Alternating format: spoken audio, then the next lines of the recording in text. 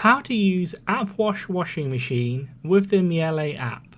So first of all, you need to make sure you have enough money on your account. So there is a video link in the description below and on the screen at the end of the video to show you how to top up your account with money. But once you've done that, you want to go to the physical washing machine and press the on button. That's to the top right hand corner, as you can see there. Then it should pop up on the screen. The Miele screen should look a bit like this, where you want to click on the programs, that icon there. Then you can click on any one of these. Personally, I click the Cottons Pro one. You can use whichever one you want. And then you just want to click the start button just one time until you see the screen change there.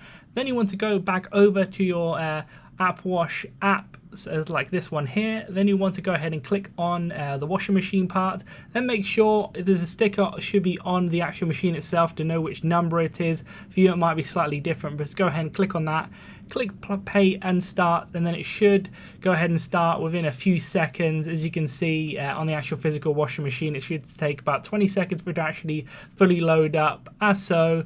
And then as you can see on screen now, if you haven't topped up your account, make sure you do that, otherwise you won't be able to fully start. Then it should just automatically start as so. So leave a like on the video if it helped, and subscribe for more helpful videos.